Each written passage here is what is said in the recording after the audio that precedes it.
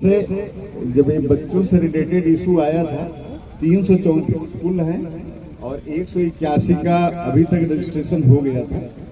तो जो भी डॉक्यूमेंटेशन उनके द्वारा किया गया था ज्यूरिक कंपनी द्वारा, उससे न तो अथॉरिटी संतुष्ट थी न तो बच्चे संतुष्ट थे। यद्यपि शैलेंद्र भाटिया सर इस काम को देखते हैं, लेकिन चूंकि सीएम सर के सामने प्रेजेंटेशन होना था तो उस समय हम देखे थे। बस आप इतना जान जाओ कि इसमें से जो तुम चाह रहे हो वही होना है। आपका पहला है कि हम अस्थायी रूप से काम करें, 60 साल तक काम करें, हमारी योग्यता के अनुसार ही मेरा वेतन हो उसमें, तो उन सब पे हम लोग इंश्योर हैं। और वो 100% जो पैसा आपका गया है पहले से वो कटा हुआ है, वो उन सब चीज़ों को हम लोग एज इट इज वैसे ही करा रहे हैं। उसको लेके आपको जगह जगह जाने की जरूरत नहीं है। हर धरनों पे आप पहुंच जा रहे हो। नहीं, उस दिन टिकैत साहब वाले में भी थे और तो ऐसा वीर रस में बोल रहा था कुछ, बट यही लोक शक्ति नहीं, मतलब ठीक है। देखो मेरी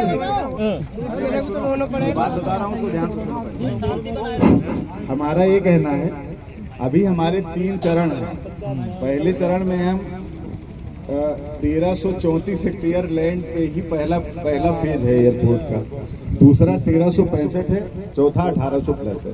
तो अगर हम एक अच्छा उदाहरण पहले फेज में नहीं देंगे तो सेकंड फेज पे मेरी बात पे कौन विश्वास करेगा। तो ये भी तो अथॉरिटी के लिए या यहाँ के लिए, इतने बड़े एयरपोर्ट के लिए बड़ा चैलेंज है ना, कि जो लोग उससे प्रभावित हैं, वो चाहे R&R साइट हो, चाहे ये हो उनको, और चाहे परिसंपत्तियों का पैसा देना हो, वो सब पे। और आपकी इसमें बहुत सारी मांग एकदम जेन्युइन है, वो हम लोग ऑफ टाइम पे जो सोचते हैं उसके अनुरूप है, तो इसमें कोई दिक्कत नहीं है। आपको एकदम इस पे असंतुष्ट होने की जरूरत नहीं है। कल छोड़ के परसों आप 10 बजे अगर आप चाहिएगा तो हमारे पास आ जाइएगा, 4-5 बच्चे आ जाएंगे, हम और डिटेलिंग करा देंगे कि किस लेवल पे हम कहाँ तक पहुँचे, और उनको सब प्रशिक्षण दे के अपने अनुरूप उनको करना पड़ेगा। ये भी अथॉरिटी ने बोल दिया, सीओ साहब ने प्रॉपर बोल दिया है कि इनको आपको अपने अकॉर्डिंग ही प्रशिक्षण करके, जिनकी जो योग्यता है, उसमें कई लड़के तो बहुत अच्छे हैं, तो उनके उन्हीं के वेतनमान पे उनको रखा जाएगा, तो इसलिए उसको लेकर कोई दिक्कत नहीं। बढ़िया। ये बता दो किस दिन आएंगे अथॉरिटी? अरे परसों आ जाए, हम रहेंगे परसों दीपक तुम रहोगे इनके साथ, ओमवीर तुम रहोगे, 2 आदमी, एक आध कोई और लेना चाहे 5-10 लोगों को ले लीजिएगा। सुनो भाई, 2 तारीख को जो इंटरव्यू हुए थे उसमें एक कमेटी, उन्होंने बोला 3 तारीख को जो कमेटी दूसरा निर्णय लिया गया था कि ड्राफ्ट बनाया जाएगा, उस ड्राफ्ट में आपकी जो मांगे हैं वो डाल कर गौतम बुद्ध नगर पोर्टल को प्रकाशित कर दिया जाएगा। वो आज तक नहीं हुई सर, 1 महीने। सुनो, इसीलिए तो मैं बुला रहे परसों। सुनो, वो शैलेंद्र भाटिया सर जो है वो OSD है वहाँ के, तो हम उनको खुद लेके चलेंगे आपको। सुन लो भाई, 1 मिनट सुन लो। देखो सुनो, ओमवीर का नंबर ले, अरे सुनो सतवीर, सुनो, ओमवीर का नंबर ले लो, हमारा एक प्रतिनिधि आपके साथ जाएगा और बैठ के सारी बात, क्योंकि यहाँ सारी बात नहीं हो पाएगी। आप संतुष्ट रहोगे तो संतुष्ट रहेगा, और असंतुष्ट रहोगे तो हम भी असंतुष्ट रहेंगे। अभी अरे सुन सतवीर यार, अभी हमारे भाई साहब ने ये कहा था कि आप हर मंच पे जाते हैं।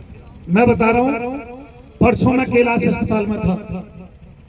सुबह मैंने जब ज्यादा मेरी तबीयत खराब हुई तो गांव के डॉक्टर से इंजेक्शन लगवाया, और अब यहाँ से जाने के बाद हंसराज हॉस्पिटल में मैं दिखाऊंगा।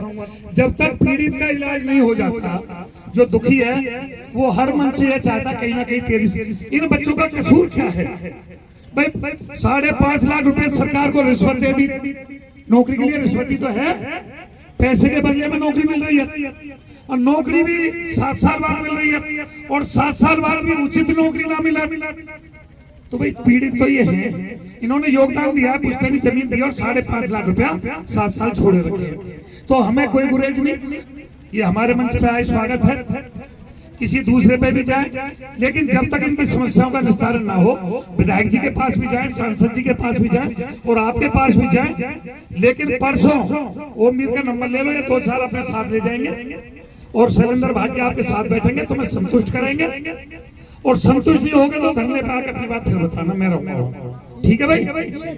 ठीक, धन्यवाद। संतुष्ट होना ही है, उसमें कोई ऐसी बात ये संतुष्ट करके भेजेंगे, पंचायत में कह रहे हैं।